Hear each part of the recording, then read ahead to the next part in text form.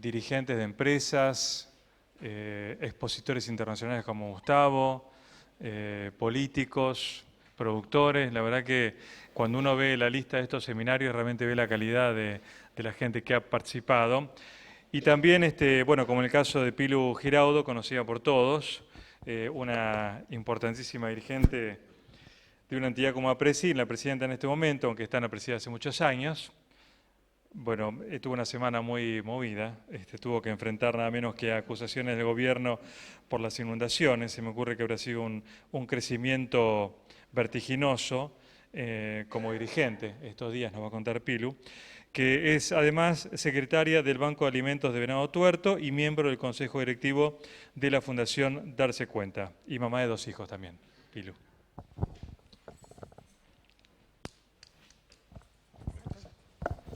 Bueno, muchas gracias. Primero, buenas tardes a todos y gracias a Juan y a Caro.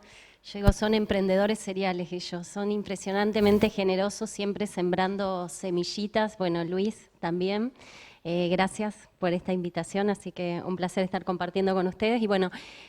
parece que cuando te mueven así tanto en la estantería o tenés problemas perdiendo el norte, nada como volver a los orígenes, ¿no? Y eso nos pasó la semana pasada.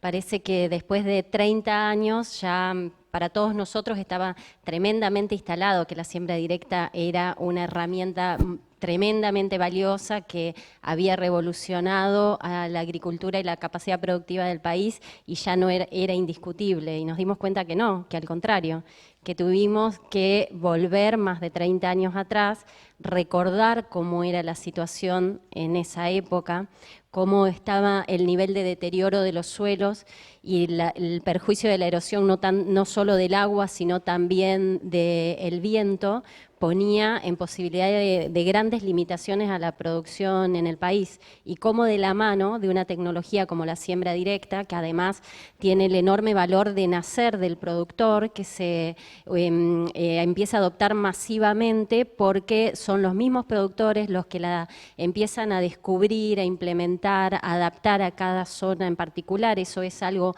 común que pasó en los distintos lugares del mundo donde se adoptó la siembra directa. Cada región del planeta empezó por una adversidad, una problemática para solucionar en particular, pero es el productor el que la empieza a probar y es el productor y entre vecinos y entre amigos que se empiezan a consultar y a compartir las bondades con una generosidad enorme y aparte no quieren que sus pares cometan los errores que ellos ya cometieron y entonces cada vez más ese intercambio totalmente abierto fue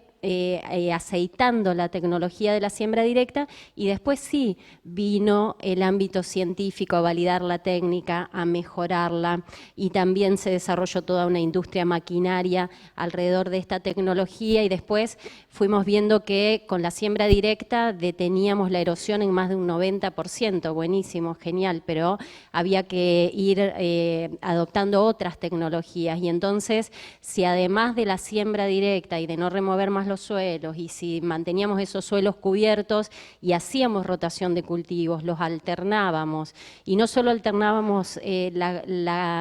los distintos cultivos, sino que según la capacidad de cada uno de los ambientes intensificábamos esa alternancia de los cultivos a mejores ambientes, mayor cantidad de cultivos y entonces en ese sentido también lográbamos otro salto de mejora en la producción y al mismo tiempo que íbamos mejorando la producción, íbamos mejorando la calidad de nuestro suelo, algo que hasta el momento parecía incompatible. Y después también, por supuesto, o sea, cómo reponíamos los nutrientes que todos estos cultivos se estaban llevando, entonces cómo era la estrategia en ese sentido, y nos dábamos cuenta que si no removíamos el suelo, lo manteníamos cubierto, rotábamos correctamente la alternancia de cultivos adecuada para cada oferta ambiental, reponíamos los nutrientes como correspondía, no solo que duplicábamos o más que duplicábamos la producción, que manteníamos nuestros suelos cada vez más productivos, sino que éramos muchísimo más eficientes en el uso del agua, a punto tal que mejorábamos la capacidad, y es algo que lo explicamos muchísimo la semana pasada y en una reunión muy particularmente, aumentábamos la capacidad de los suelos de captar esa agua de lluvia en más de 80% comparado a un suelo que tenía labranzas, como era la agricultura de hace más de 30 años atrás. Y entonces mejorábamos el uso del agua, un recurso tan escaso para todo el planeta, y aparte producíamos el doble por milímetro de agua consumido, o sea que no solo que la captábamos mejor y la almacenábamos mejor, sino que éramos muchísimo más eficientes, o sea, no, era una cadena de mejora continua, permanentemente, y cuando empezamos a medir cómo habíamos disminuido la otra gran demanda de la humanidad, no solo de Argentina, del efecto de la emisión de los gases de efecto invernadero que tienen su relación directa con el uso de combustibles de origen fósil, como disminuíamos tanto el uso de las labranzas,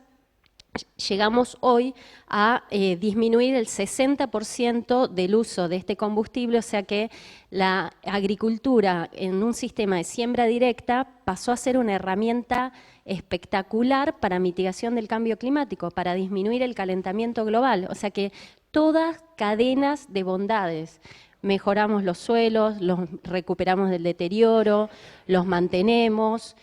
Podemos producir más, mejor, distintos cultivos, distintos sistemas de producción en distintas zonas del país,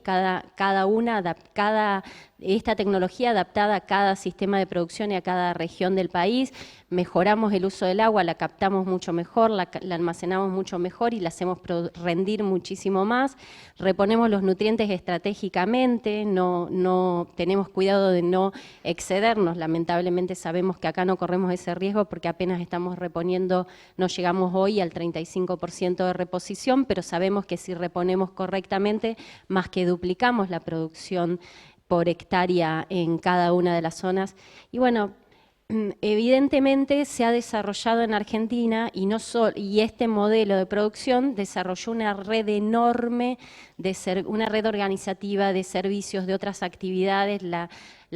tremenda potencia que escuchamos ya desde hace varios años, la bioeconomía, ¿no? Y que no solo nos coloca en un lugar de liderazgo a nivel mundial, porque esto que acá en Argentina, los que estamos ligados a la agroindustria, lo hablamos con tanta normalidad, porque esta adopción es masiva en el país, en el planeta solo el 8% de la superficie cultivada está bajo siembra directa. Más del 75% de ese 8% está concentrado en Sudamérica. Por supuesto que Brasil, Argentina, Paraguay y Uruguay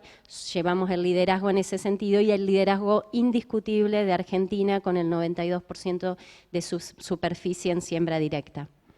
Parecería que debería ser, o sea, contado hasta acá, toda esta situación, debería ser un orgullo nacional, debería ser una marca país, el gobierno de turno debería ser por norma ya política de Estado que en Argentina los más cuidados sean la agroindustria, desde los productores en adelante, y no porque seamos los más importantes, sino porque somos la garantía de que empieza a ponerse en funcionamiento los motores del país y después, a raíz de este correcto funcionamiento, pueden seguir y promoverse todas las otras actividades. Pero lamentablemente, hoy estamos en una situación que si nosotros medimos producción en distintos lugares del país, algo que hacemos permanentemente en APRESID, nos encontramos con la triste realidad que, aunque midamos en el departamento Marcos Juárez, donde el 70% de la superficie está ocupada con soja, el 10% con maíz y el resto con trigo, soja o cebada soja, vemos que hay una producción que no llega a las 5 toneladas por hectárea año sumando todos los cultivos. Y cuando lo comparamos con un productor que aplica todo el paquete tecnológico que nosotros promovemos desde la institución, no solo que no hace soja de primera porque está en una de las regiones de mejor oferta ambiental del mundo, o sea que tiene que intensificar, tiene la obligación de producir la mayor cantidad, pero tener ocupado todo el tiempo ese ambiente produciendo. Y ahí vemos que si nosotros sembramos la mitad con maíz y la mitad con trigo soja, este productor puede lograr más que duplicar la producción promedio de ese departamento Marcos Juárez, por ejemplo, con 70% de soja, o sea que de 4 toneladas promedio nos vamos a 10 toneladas promedio por hectárea año de producción. Y si nos vamos a la provincia de Buenos Aires y lo medimos en la zona de Bragado, los números cambian un poquito, baja un poquito la soja de ocupación, levanta el maíz y levanta más el trigo soja o cebada soja, y pasa exactamente lo mismo. El promedio del partido de Bragado es de 4 toneladas por hectárea año y el productor que aplica todo el paquete tecnológico que arranca con la siembra directa, pero es complementado con todas las buenas prácticas agrícolas,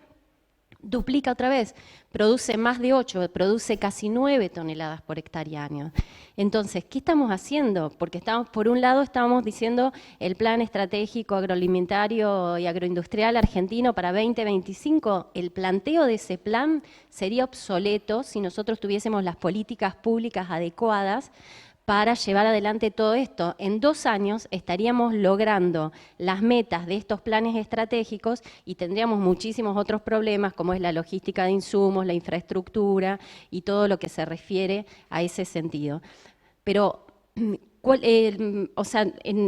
esto no es que es un paquete acabado, acá llegamos, ya está, y después ya hay que implementarlo. No solo que esto es una realidad, sino que seguimos trabajando, seguimos investigando permanentemente,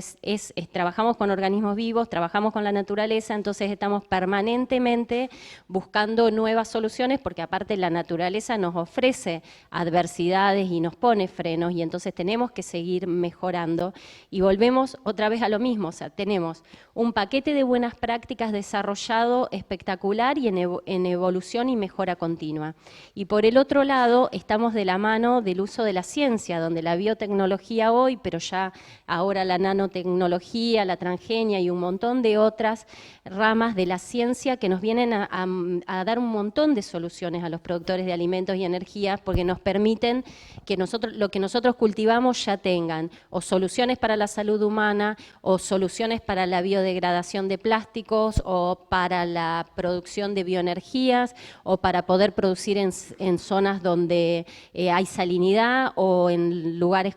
para resistir a la sequía, o para usar mucho menos fertilizantes o menos insecticidas. O sea, en lugar de ir frenándonos, estamos cada vez evolucionando más. Y entonces, lamentablemente, nos encontramos con 2 trabas enormes que para nosotros los productores genera una impotencia tremenda, porque como siempre decimos, producimos alimentos, producimos energías renovables. No nos podemos dar el lujo de producir o menos o a media máquina, o producir pero deteriorar los recursos, porque sabemos que es de corto alcance. Entonces acá hay una amenaza enorme que lamentablemente es cada vez mayor, y son los grupos ideológicos, los ambientalistas. El Rob Syke, un productor y científico que estuvo en el Congreso de Apresida hace 10 días, los nombró los grupos anticiencia. Me pareció buenísimo, ¿no? Porque realmente lo que hay que exigirle a estos grupos que quieren limitar la producción de alimentos, hay que exigirles que el debate y la prohibición se base en la ciencia. Eso por un lado, que nos están avanzando permanentemente para limitar la producción nuestra. Y por el otro lado tenemos las enormes trabas que sería injusto circunscribirnos a este gobierno. Quizás en este gobierno encontró su máxima expresión, pero lamentablemente vivimos en un país donde debería basarse, como decía al principio, en la producción agroindustrial para empezar a dar tranquilidad de desarrollo integral en todo el país, y vivimos en un país donde gobierno tras gobierno se fue encargando de ir entorpeciendo permanentemente esta situación. Y acá voy a coincidir 100% con Huguito. La verdad es que nosotros tuvimos 2 fallas grandes. O sea, nosotros nos dedicamos muchísimo a desarrollar tecnología, nos seguimos dedicando. Mejoramos muchísimo, yo escuchaba la retención de talentos,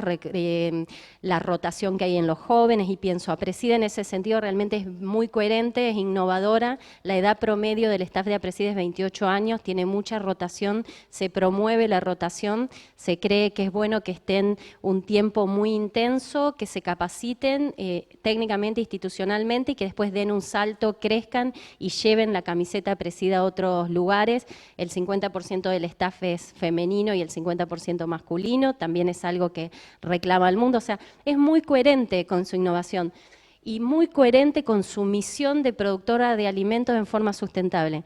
Pero cometimos dos errores tremendos. Uno, comunicarnos con la sociedad desde el día que se formó APRESIDE, contarles a la sociedad que nos formábamos porque los suelos estaban deteriorados, que se limitaba la producción y que nos comprometíamos a rescatarlos, a recuperarlos y mantenerlos. Hasta ahí, el día de la inauguración de APRESIDE, estaba la convicción que podíamos llegar a eso. Hoy avanzamos un poquito más en otra convicción, pero en ese momento, a fines de los 80, podríamos haber empezado a contarle a la sociedad eso, ir a lo largo de estos 25, 30 años, día a día, informándolos de lo que estábamos haciendo, en qué nos habíamos equivocado, en qué mejoramos y cómo vamos avanzando. El otro gran error garrafal, que fue para nosotros la cachetada enorme de la 125, el famoso conflicto campo con gobierno, fue la expresión máxima de cómo uno puede pagar un costo altísimo de no participar, de dejar las sillas vacías, el famoso en la política no te metas, porque en Argentina es no te metas, no es no te metas, no te metas, la política es corrupta, es de otros, es para otro tipo de gente, vos dedicate a lo privado, hace cada vez mejor lo tuyo, y ese camino que lamentablemente elegimos todos, nos coloca hoy en una situación de tener que mirarnos muchísimo más para adentro que mirar hacia afuera y acusar. Lamentablemente es una realidad las interferencias que tenemos permanentemente, pero sin lugar a dudas, si fuimos capaces de revertir una situación de deterioro de suelos, una cosa impensada de que el ser humano somos hostigados porque los destruimos, pero no porque los construimos. Y dimos muestras que lo podemos construir, que construimos suelo también, que podemos hacer las cosas bien y que podemos dar respuesta a la demanda global de no solo alimentar a cada vez más personas, sino hacerlo cuidando el medio ambiente, mitigando el cambio climático, promoviendo la diversidad, siendo eficiente con los recursos naturales escasos. Todo eso lo estamos cumpliendo. Entonces, definitivamente tenemos que dar los otros dos pasos, los dos pasos que no dimos y que hoy nos tienen acorralados y en serias restricciones y en serias posibilidades de seguir asumiendo ese compromiso que nosotros desde el campo queremos asumir, no solo con los argentinos, sino con gran parte del mundo que espera de nosotros. Definitivamente, la agroindustria argentina va a poder mostrar toda su expresión si podemos lograr encontrarnos con la sociedad y podemos lograr unirnos nosotros, unirnos internamente, entender que cada uno tiene su especificidad y no la va a perder por unirnos, pero unidos tenemos muchísima más fortaleza y tenemos que definitivamente ocupar lugares claves al lado de los decisores políticos. No es necesario tener un cargo de política partidaria ni ser funcionario público. Definitivamente participando institucionalmente podemos colaborar en todas las decisiones políticas porque es lo que corresponde. Nosotros somos los que sabemos las necesidades de la actividad en la que estamos y tenemos la responsabilidad de llevar, no solo reclamos, llevar reclamos si es necesario, pero llevarlos siempre con alternativas, con propuestas de trabajo en conjunto, porque para eso nos dedicamos y definitivamente nuestra propuesta desde APRESIDE es esta transformación que la presentamos en el Congreso último, de transformarnos todos en biosapiens, en personas que no nos rijan el resultado económico, lo legal, lo político, después lo ético y recién después la biología de las actividades en las que trabajamos, sino que en todas nuestras actividades nos mueva la necesidad necesidad de evaluar el impacto en las personas, el impacto en los seres humanos, en la dignidad y en el impacto ambiental, y a raíz de eso, de evaluar esa situación, poder decidir todas las actividades que desarrollamos en nuestra vida. Y por supuesto que sí, hay que generar un marco ético, legal, y generar las políticas para que eso se cumpla, y tiene que tener un resultado económico positivo para que sí o sí sea viable y sea un promotor permanente de mejor calidad de vida de cada uno de nosotros. Pero necesitamos esa transformación, necesitamos participar, tenemos la obligación de hacerlo, el compromiso de hacerlo, y creo que ese es el gran paso que tiene que sí o sí asumir la agroindustria. Ya demostramos que podemos seguir creciendo, que somos responsables, que podemos seguir evolucionando, que podemos seguir dando respuestas, pero